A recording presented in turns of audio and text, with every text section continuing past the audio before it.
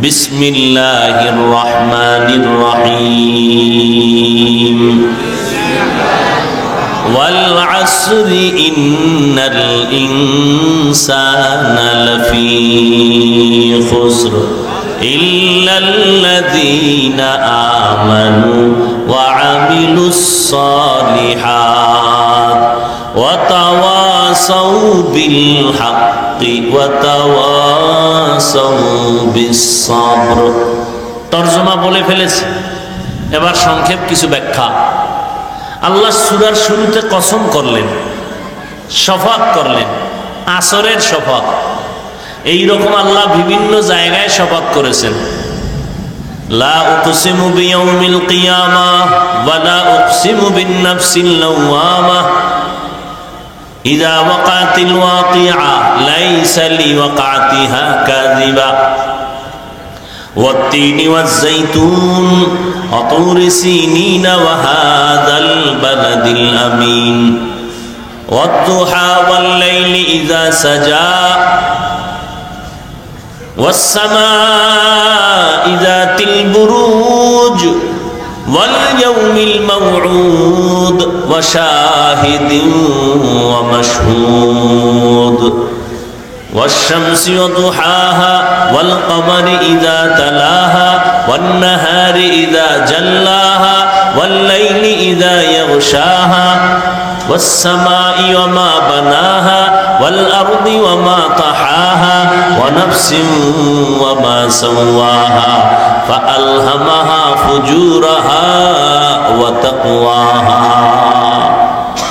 আল্লাহ বারবার শপথ করলেন, সূর্যের কসম, সূর্যের আলোর কসম, রাতের কসম, রাতের অন্ধকারের কসম, তারকারাজির কসম।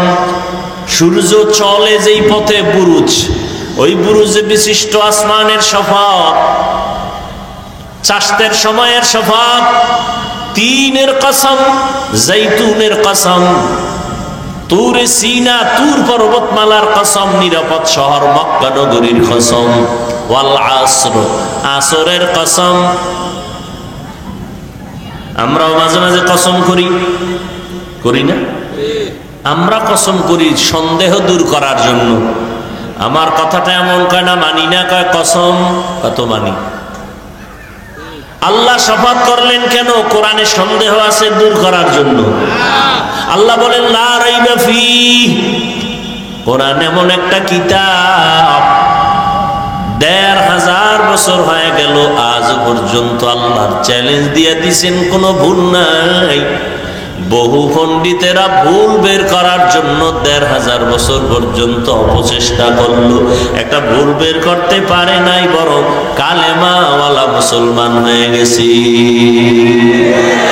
ই কালামে জিন্দা কুরআনে হাকিম হিকমতে উলা ইয়াজালাসতু কদিম বখা করা কালামুল্লাহ বশনো কদিমাস্তি কদিমাস্তি নইনো।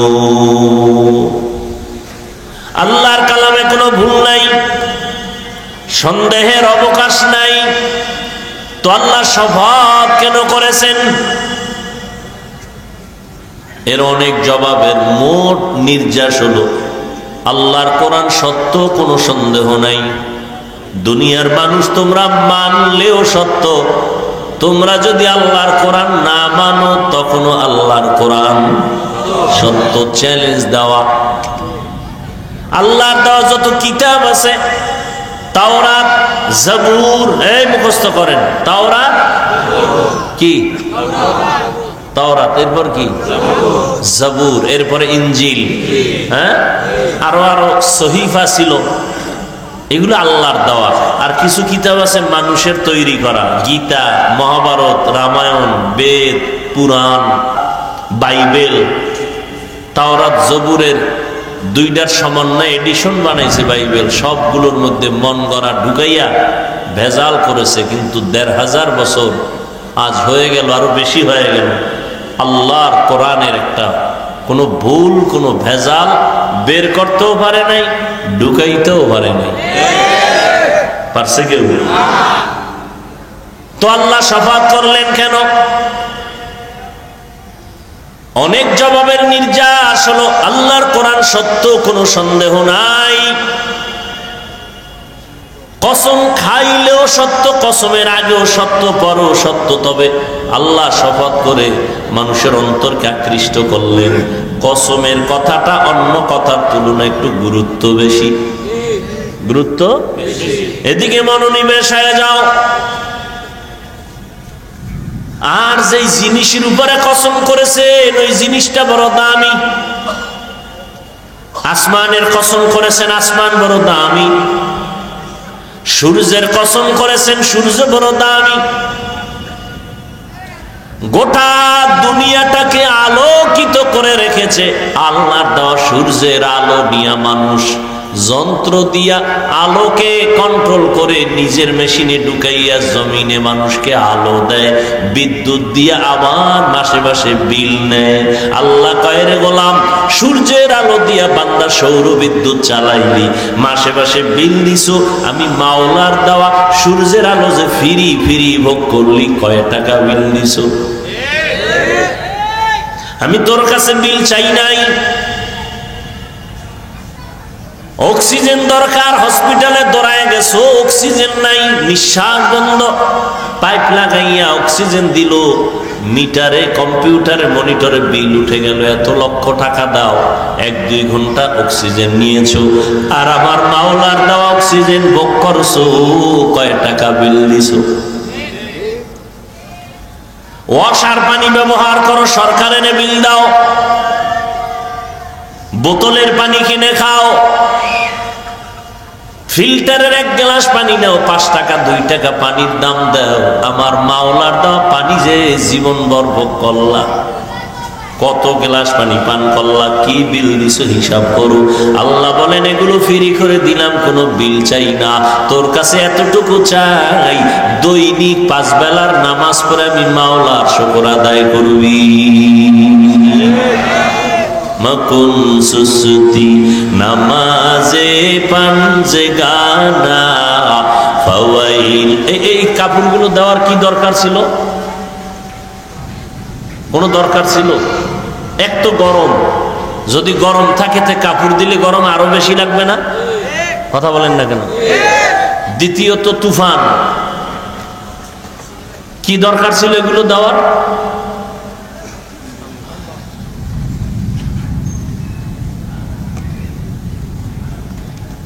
হুদা খরচ করবে, কি বলবো?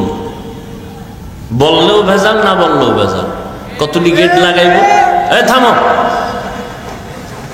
রাস্তায় গেট লাগাইবো 4-5টা, লাল নীল বাতি দিবে, দুনিয়ার টাকা খরচ। গরু কাটতে খাওয়াইব খরচ, আসল জায়গায় খরচ করব না।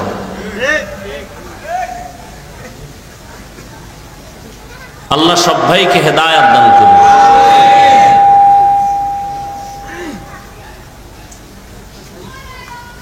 ভাইরা আমার,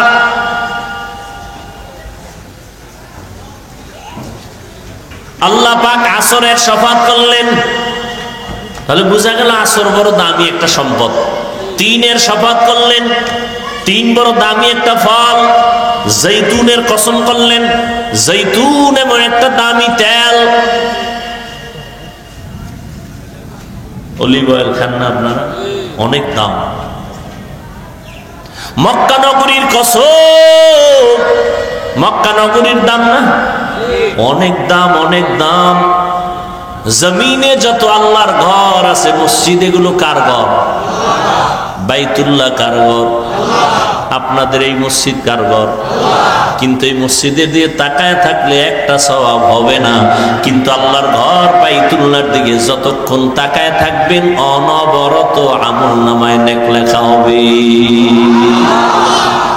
ইন্না আউওয়ালা বাইতিন উযিআ লিন-নাসি লাল্লাযী বিবাক্কাতা মুবারাকাও ওয়া হুদা মুবারাকাও ওয়া হুদাল লিল আলামিন।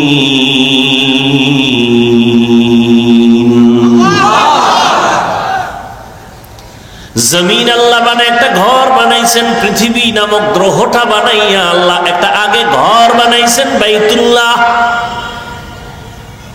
এটা এমন একটা ঘরের দিকে তাকায় থাকবেন সওয়াব। জমিনের মধ্যে আরো দামি দামি ঘর আছে, এত সুন্দর, যেমন আগ্রার তাজমহল আছে না, অনেক মানুষ দেখতে যায়। আমাদের বরিশালে আছে এক মসজিদ, টাঙ্গাইলে আছে বিশাল মসজিদ, বিদেশি পাথর দিয়ে বানানো।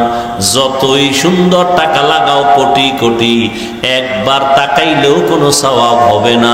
আর বাইতুল্লাহ যতক্ষণ শুধু তাকায় তাকায় দেখবা আল্লাহর ঘর, নবী বলেন অনবরত আমল নামায় সওয়াব আর সওয়াব। আতিনা ফি দারে দুনিয়া না হাসান, আতিনা ফি দারে উকবানা হাসান, ইয়া গিয়াসাল মুস্তাগীসিন ইহদিনা লিফতিখারা বিল উলুমি ওয়াল গিনা। তুর সিনার কসম, তুর পাহাড় বড় দামি একটা পাহাড়, যেখানে আল্লাহ পাক মুসা নবীর কিতাব দান করেছেন। বনি ইসরাইলের জন্য আল্লাহ পাক আসমান থেকে ডাইরেক্ট খানা পাঠাইছেন, খানা। আর আমরা খানা খাইতে কত কষ্ট, খাইতেও কষ্ট, অ্যারেঞ্জ করতেও কষ্ট। আর আল্লাহ বনি ইসরাইলের আসমান থেকে ডাইরেক্ট বৃষ্টির মতো জমিনে আসতো হালুয়া, কুয়াশার মতো দেখতো যে খানা বেরো রয়েছে। আর পাখির ভুনা গোশত, আস্তা পাখি বুনা হয়ে পড়তেছে বৃষ্টির মতো। বনি ইসরাইল এত বড় চালাক ছিল, নষ্ট চালাক। আল্লাহ সতর্ক করে বলছিলেন, এই নবী, উম্মত যেন চালাকি কইরা আজকের মজা পাইয়া রাইখা না দেয়, কালকে খাবে বইলা আমি ডেলি বাড়াবো। ওরা খাইয়া কিছু মজা পায়, সব খাইস না, কাইল খামো। পরের দিন আসমান থেকে খানা বন্ধ। নবীজি কয়, মুসা নবীর উম্মত যদি পায় তা আমারটাই পাইবে আরো বেশি। কিন্তু এইটি এত বেশি বেদবি করছে এই বনি ইসরাইলের গোষ্ঠীটি, যে কারণে আমার উম্মতের কিসমতটাও বন্ধ হয়ে গেছে। পৃথিবীর নিকৃষ্ট নিমক হারাম বনি ইসরাইল। নিমক হারাম বুঝেন? নুন খায় গুণ গায় না। তা আল্লাহর নুন খায় যারা গুণ গায় না, এটা কত বড় নিমক হারাম।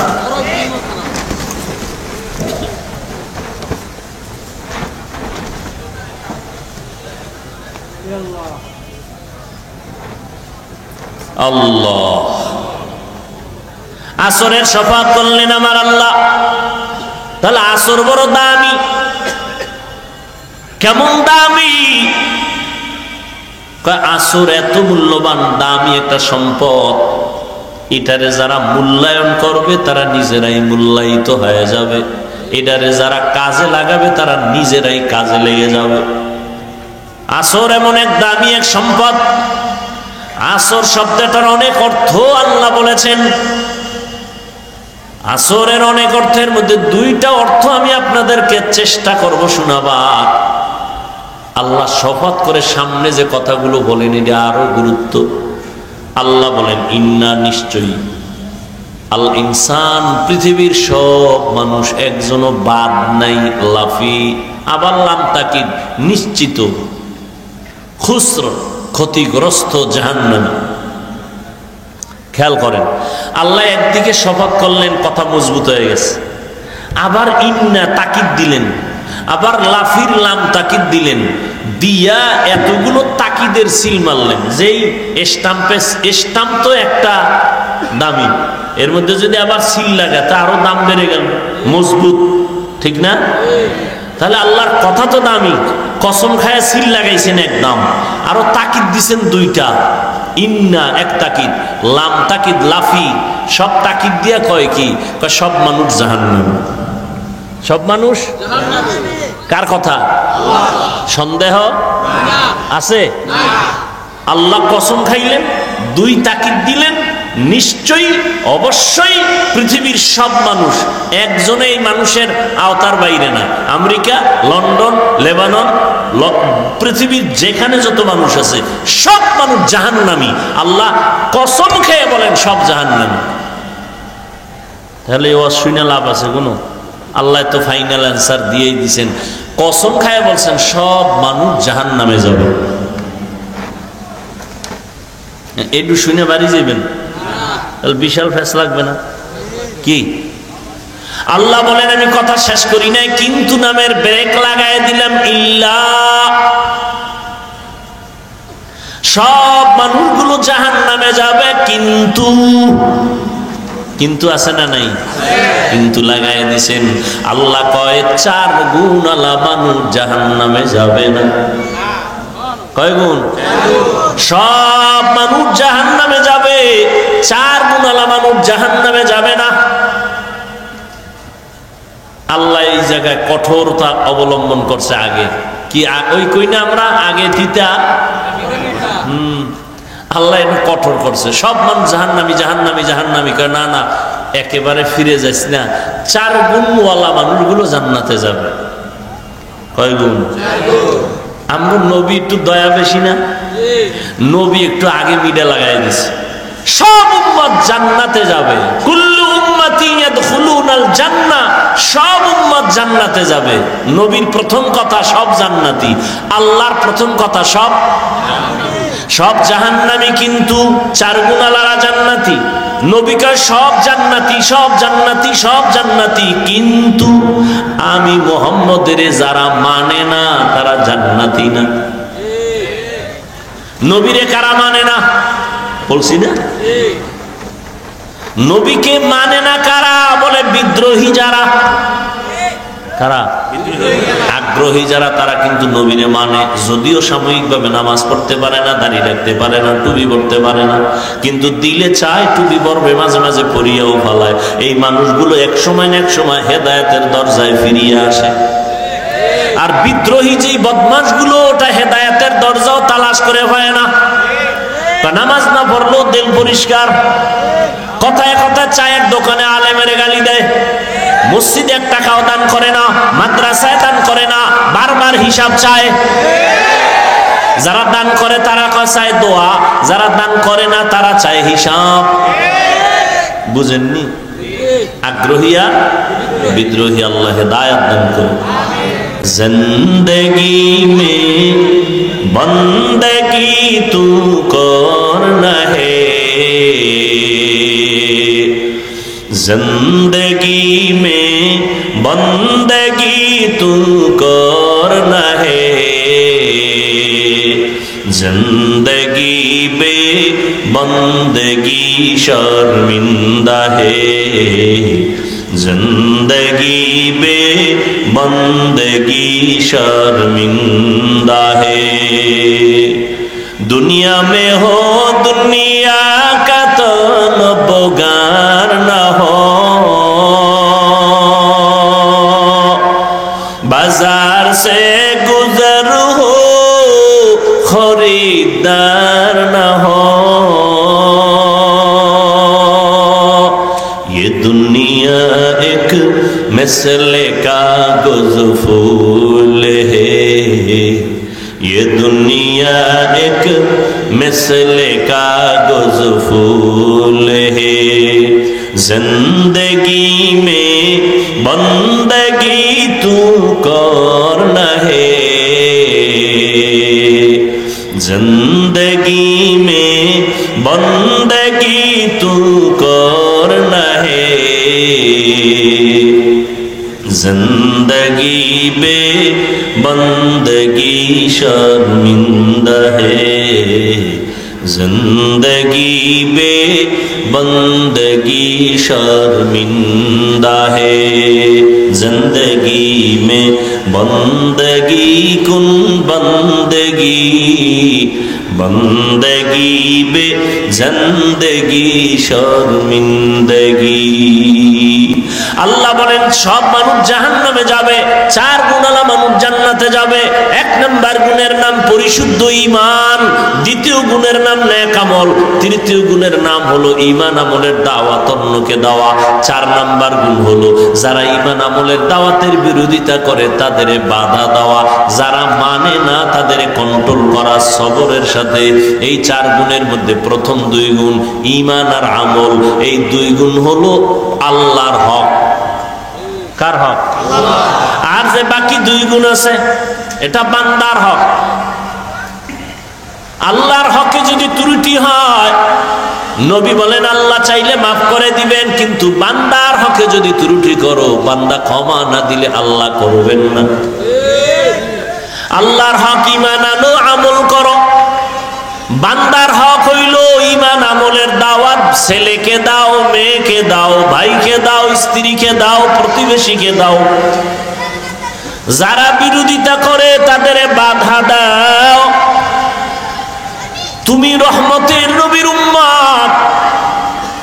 আল্লাহ কোরআনে এই উম্মতের গুণগান গাইছেন। কোরআনে কোন নবীর উম্মতের গুণগান কোরআনে নাই, আখিরি নবীর উম্মত আমাদের গুণগান আল্লাহ কোরআনে করেছেন। কুনতুম খায়রা উম্মাতিন উখরিজাত লিন-নাস তা'মুরুনা বিল মা'রুফ ওয়া তানহাউনা আনিল মুনকার।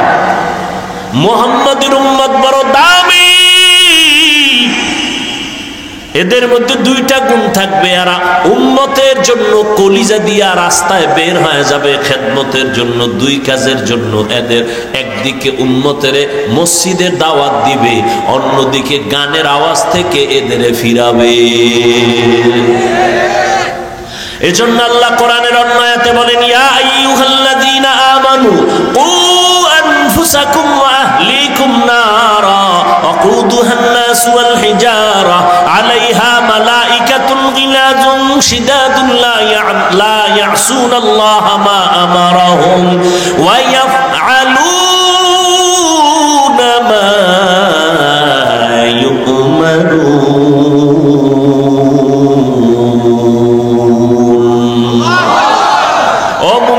জাহান্নামের আগুন থেকে নিজেকে বাঁচাও।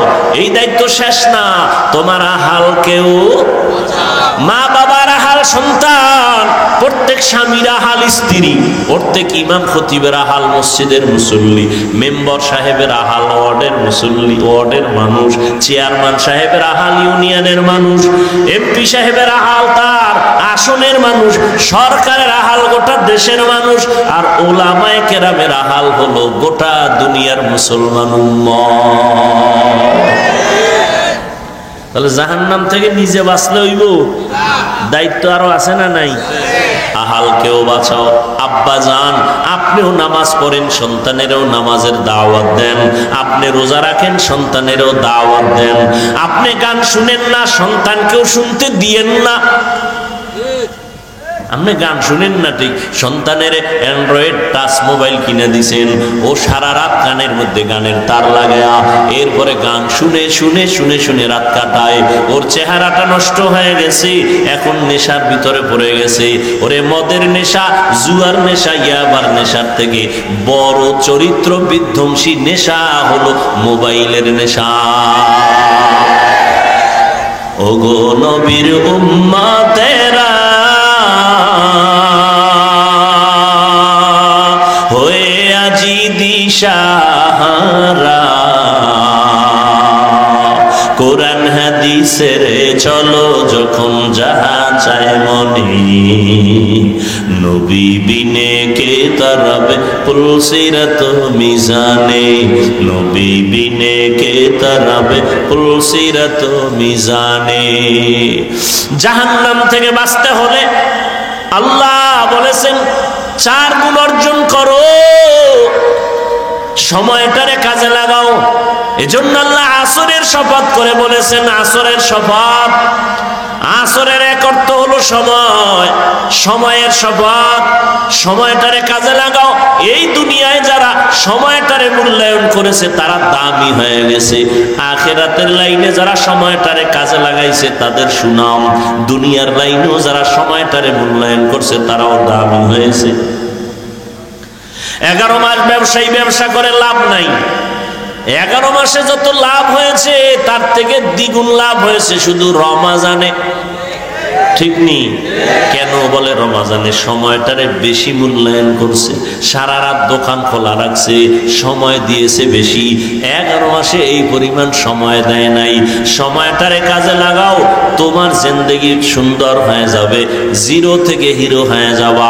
দুনিয়ার লাইনে যত দামি দামি মানুষ দেখো, এরা কিন্তু সময়টারে কাজে লাগাইছে, সময়টারে মূল্যায়ন করার কারণে বড় ইঞ্জিনিয়ার হয়েছে। সময়টা অপচয় নষ্ট করে নাই, সময়টারে কাজে লাগাইয়া লেখাপড়া করছে, এজন্য আজ প্রফেসর হয়েছে। ও যুবকেরা, তোমার মতো যদি মোবাইল চালাইয়া সময় নষ্ট করত, তাহলে কোনো বান্দা ইঞ্জিনিয়ার আদর্শের সাথে হতে পারতো না, প্রফেসর হতে পারতো না। যাদের ইংরেজি বই লেখা পইরা তুমি এখন ইংলিশে কথা বলো, ওই বইটা তো আর একজনে লেখছে, খোঁজ নিয়ে দেখো ওই বান্দা সময়টারে কত কাজে লাগাবার কারণে তার দাম বেড়েছে। তার লেখা ইংলিশ বইটা কলেজের প্রত্যেকটা ছাত্র ছাত্রী বুকে লাগায়। সময়টারে মূল্যায়ন করো, আখিরাতের লাইনে সময়টারে কাজে লাগাও, তাহলে আখিরাতের লাইনও দামি। কি তোমার মতো সময় নষ্ট করে নাই? আজকে কোরআন পড়লাম, হাদিস পড়লাম, হাফেজে কোরআনরা, উলামায়ে কেরাম সময়টারে কাজে লাগায়, একটা অযথা কথা বলে না। নামাজের সময় নামাজ, পর্দা রক্ষা করে চলে, মা বাবার খেদমত করে, সময় কোরআন তেলাওয়াত করে, সময়টারে মূল্যায়ন করার কারণে আল্লাহ তাদের সম্মান দুনিয়াতেও দান করেছেন। দুনিয়াতে যা পাইতেছে কোরআনওয়ালারা পায় বোনাস, আসলটা পাবে কিয়ামতের দিন। এই জন্য আল্লাহ সময়ের শপথ করলেন, সময়টারে কাজে লাগাই ওরে মুমিন, জীবনটা বড় ধন্য হয়ে যাবে। তুমি বাংলা ইংরেজি লাইনে জেনারেল লাইনে থাকো, সময়টারে মূল্যায়ন করো, অপচয় নষ্ট করিও না। মাও ভালো জানবে না, বাবাও ভালো জানবে না, কিয়ামতের দিন খালি হাতে মাওলার আদালতে হাজির হতে হবে। সময়টারে কাজে লাগাও, একটা সেকেন্ড যেন তোমার সময়ের থেকে অবহেলায় চলে না যায়। বন্ধু লইয়া পার্কে দৌড়াও, বান্ধবী নিয়ে পার্কে পার্কে দৌড়াও। ওরে বাবা, এখন তুমি ঘুরতে যাও না, এখন তো তোমার ঘোরার সময় না। তুমি লেখাপড়া কইরা সম্মানের চেয়ারে বসো, তোমার টাকা দিয়া ঘোরা লাগবে না, আল্লাহ ভিন্ন মাখলুকতের টাকা দিয়া তোমারে ঘুরাইবে। কি আল্লাহ পারে না? তুমি এখন তোমার টাকা দিয়ে যে যাও সিফা সাফায়, কেউ চিনে? আর সম্মান অর্জন করো, লেখাপড়া করো, ইঞ্জিনিয়ার হও, ডাক্তার হও, তোমাকে বাংলাদেশের মানুষ মাথায় লয়া নাচবে। তুমি ডাক্তার হও, আদর্শ ডাক্তার হও, আদর্শ ইঞ্জিনিয়ার হও, আদর্শ প্রফেসর হও, আদর্শ ব্যবসায়ী হও, আদর্শ চাকরিজীবী হও। আদর্শ আদর্শ আদর্শ মানে পৃথিবীতে শ্রেষ্ঠ আদর্শ একজন, আর রহমতুল্লিল। এছাড়া কারো আদর্শ নিলে তোমার কপাল শান্তি নেই। রহমতের নবীর আদর্শ নেও, জীবন ধন্য। ডাক্তার হইয়াও তুমি ধন্য, ইঞ্জিনিয়ার হলেও তুমি ধন্য। রসুলের আদর্শ লালন করো, মরে গেল তুমি অমর হয়ে থাকবা। এখনো সময় আছে, তওবা করো। চোখের সামনে কত যুবকের লাশ, ঘুমের বিছানায় লাশ, গাড়ির নিচে যুবকের লাশ, পানির নিচে যুবকের লাশ। কয়দিন আর দুনিয়াতে বাঁচবারে বাবা? চোখের সামনে কত যুবক কবরের বাসিন্দা হয়ে গেল, কেউ তার নাম নেয় না। সুনাম অর্জন করতে যদি চাও, শরীরটা সুস্থ রাখো, চরিত্রটা ভালো রাখো। এই শরীরটাও সুস্থ রাখতে হলে, চরিত্র ভালো রাখতে হলে মোবাইলের থেকে নিজেরে বাঁচাও। মোবাইল তোমার শরীরটাও নষ্ট করে, চরিত্রও নষ্ট করে। তোমার বয়স মাত্র 25 থেকে 30, অথচ 40 পর্যন্ত তোমার চেহারার উজ্জ্বলতা নষ্ট হবে না। মাত্র 25 থেকে 30-এর মধ্যে তোমার চেহারা কার্টুন কার্টুন ভাব। ঠিক নেই? তোমার চোখে ব্যথা, মাথা ব্যথা, বুকে ব্যথা, হার্ট দুর্বল, কিডনি দুর্বল। মোবাইলের কারণে মাথা ব্যথা বেড়ে গেছে, চোখের পাওয়ার কমে গেছে। লেখাপড়ায় মন বসে না, পড়তে গেলে মাথা চক্কর লাগায়। আমার কিছু দেশের যুবকেরা মোবাইল চালাইতে চালাইতে চালাইতে তো এখন ল্যাংটা পাগল হয়ে রাস্তায় ঘুরে। নাই? আয়নার সামনে দাঁড়ায় দেখিস তো তোর চেহারাটা কেমন লাগে। তোমার চেহারা দিয়ে তাকাইলে মায়া লাগে না কেন? যেই পরিমাণ আকাম করো ওটা চেহারায় ভেসে উঠে। যাদের কলবের চক্ষু খোলা এরা তাকাইলেই বলতে পারবে তুই রাত্রে কি অপরাধ করেছ। ও যুবক বাবা, এখনো সময় আছে। এই চেহারায় পৃথিবীর কোন মেডিসিন লাগাইলে কোনোদিন উজ্জ্বলতা বাড়বে না, সুন্দর হবে না। হ্যাঁ, একটা মেডিসিন যদি ব্যবহার করতে পারো, আল্লাহর কসম চেহারা আগের মতো উজ্জ্বল হয়ে যাবে। সেটা হলো গুনাহ ছাড়ো, আবার নেক আমল করো। তওবার মাধ্যমে গুনাহ ছেড়ে দাও। খাঁটি তওবা করো যে মরিয়া গেলে আর নামাজ ছাড়বো না, বেপরদায় চলবো না। আর একটা বড় তওবা হলো জীবনে কারো বরদোয়া নিব না। এটা একটা বড় পুঁজি। কারো বরদোয়া, মা বাবার বরদোয়া নিবি না, তাহলে শেষ। শিক্ষকের বরদোয়া নিবি না তো কপাল শেষ। মরার আগে মইরা থাকবি, মরার আগে মরবি, মানে রুহু থাকবে, দেহ থাকবে না। কিডনি শেষ, হার্ট শেষ, হাত শেষ, পাও শেষ, পায়ের অর্ধেক নাই, হাতের অর্ধেক নাই, অবশ্যই বিছনায় পড়ে থাকবি। মরার আগে মরে যাবি, রুহু থাকবে, দেহ থাকবে না। যদি মা বাবার বরদোয়া কপালে লাগে, শিক্ষকের বরদোয়া কপালে লাগে, তুই মরার আগে মরা। আজকে বয়ানের একটা থিম তোর পায়ে ধরে দিয়ে গেলাম, একটাই শপথ কর, কারো বরদোয়া নিব না। মা বাবার বরদোয়া নিবি না, কপাল শেষ। শিক্ষকের বরদোয়া নিবি না, সাবধান। ওলামায়ে কেরামের বরদোয়া নিবি না, কপাল পুড়ে যাবে। বাড়ি থাকবে, গাড়ি থাকবে, তুই থাকবি না। তুই কই থাকবি বলে আইসিইউতে থাকবি। ওখানে থাকলে একটু তোমার ফায়দা না হইলো হসপিটাল আলাগত ফায়দা আছে, আছে না? কথাগুলো তুমি হেসে হেসে বাতাসে উড়াই দিও না। একটা শপথ করো যে ইনশাআল্লাহ যতদিন হায়াত পাই, হায়াতের মালিক আল্লাহ, সম্মানের মালিক আল্লাহ, রিজিকের মালিক আল্লাহ। মানুষের পিছু ঘুরো কেন? সম্মানও আল্লাহ দেয়, রিজিকও আল্লাহ দেয়, ইজ্জতও আল্লাহ দেয়, হায়াতও আল্লাহ দেয়। তো মানুষের পিছনে গোলামি করো কেন? কই করোনা গেল, হুজুরেরা না খায় মরছে? স্কুল বন্ধ, কলেজ বন্ধ, ফ্যাক্টরি বন্ধ, গাড়ি বন্ধ, দোকান বন্ধ, সব বন্ধ। একটা মাদ্রাসাও তো বন্ধ হয় নাই। কোন হুজুর তো ভিক্ষাও করে না, না খায় মরি টাকা দাও। তুমি তো মাস্কের উপরে মাস্ক লাগাইছো, করোনা করোনা। আর হুজুরেরা তো ওই লাশগুলো কান্দে নিয়া, গোসল করাইয়া, কাফন পরাইয়া, জানাজা পরাইয়া দাফন করাইছে শত শত করোনার লাশ। কই হুজুরেরা তো করোনায় কেউ মরে নাই।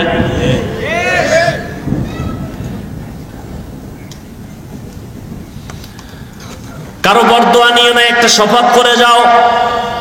অন্তরে অন্তরে আল্লাহকে বল, আল্লাহ আমি আজকে একটা শপথ করে নিলাম, আমি কারো বরদোয়া নেওয়ার মতো কাজ করব না।